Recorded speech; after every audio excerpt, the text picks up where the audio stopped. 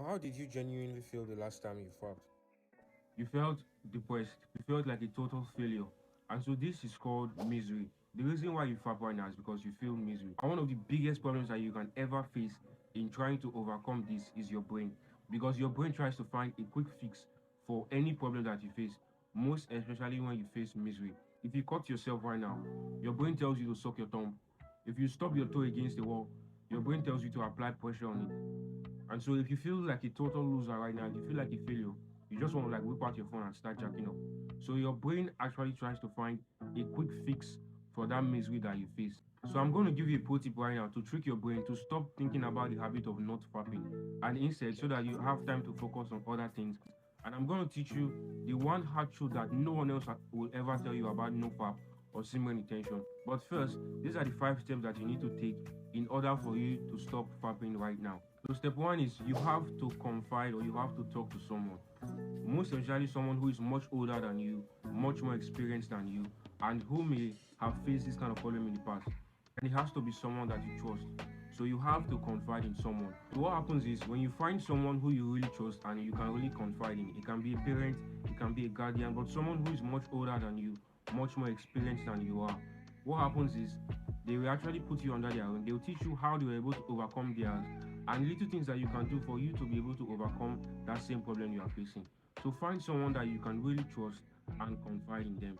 But if you are like most young men and you find it difficult to find a father figure or a mentor, you actually start with step 2. So step 2 is you have to analyze what led to your last relapse and you try your best not to repeat the same thing. So what might have led to your last relapse? Let's say you were alone at home, you turned off your lights, blacked out everywhere, and then you just like start scrolling through social media. So you analyze what led to your last relapse and you do not put yourself in those kind of situations. So in a situation like that, you can just go outside, you can go for a walk, you can find something productive to do. But you analyze what led to your last relapse and you try your best not to be in those kind of situations. So step 3 is you have to be able to control your thoughts. You have to be strict with yourself when you face the urge. And this is one of the benefits you get from meditation. With meditation, you are much more aware of your thoughts and you understand that they are just feelings. You do not necessarily need to act on them. So you learn to control your thoughts, you learn to control your emotions. Step 4 is you force yourself to focus on other things.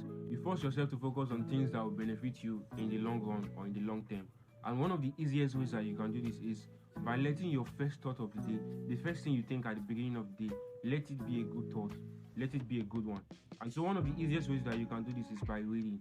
So when you read, let's say you read very early in the morning or you read the night before, that positive thought stays with you throughout the whole day. And one of the best books that you can ever read is a Bible. So let's say you read just like 2 lines of the Bible. That positive thought stays with you throughout the whole day. So this is how you force your mind to focus on other things. You let your first thought of the day, the first thing that you think at the beginning of the day, you let it be a good one. And this is one of the benefits that you get purely from reading. So step 5 is you have to analyze your entertainment. You have to analyze the things that you watch, the movies, the TV series, even the things that you see while scrolling through social media. You have to analyze your entertainment. You have to find out the ones that stimulate you and you have to get rid of them. And so I'm going to tell you a hard truth that no one else will ever tell you. And that is that you are going to fail. You are going to fail many, many, many times. So let's take an example of this guy. So he's an Olympic marathon runner. So let's say he's running 5,000 meters. And in the first, let's say in the first 100 meters, he trips and he falls. Well, what's he going to do? Is he going to be on the ground and he's going to be like, oh, I fell. I'm just going to like sit here for a while. Well, no. He's going to get up and he's going to keep on running. So that's the same thing with you. Let's say you relapse today. You do not just relapse today and you think that's the end of the world. No, that's not the end of the world because you can start stopping again the very next day. So every YouTuber out there that has talked about NoFap or semen retention, they will tell you get to the 60, get to the 90, get to the 100. But I'm going to tell you right now, that is not going to work for you. That's never going to work for you. The practical step that you can take right now is reduce the number of times you fap per week. That's just it. Reduce the number of times you fap per week. So let's say you fap 5 times a day. So that's 7 by 5 for a whole week. That's 35 times a week. So last week 35. This week you use that to 30, and then the next week to 25, and then to 20. And so you now start making progress little by little up until the point whereby let's say you start fapping once a month, or let's say once every 2 months.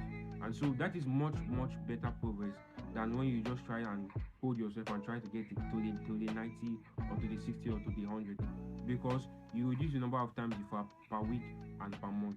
So you might actually get to a point whereby you fap, let's say, once every 2 months, once every 6 months, or even twice a year.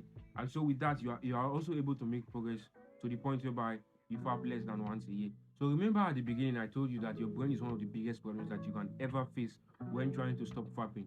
So this is how to trick your brain. So you tell yourself right now, I do not fap. You do not tell yourself, I'm trying to quit fapping. No, you tell yourself, I do not fap. So what happens is it instantly clicks in your brain right now that you do not fap. Okay, so what else do you do? Which is step number 4. You have to focus on other things. Well, there are 6 other things that you can start doing, and you can know these things if you click and watch this video right now.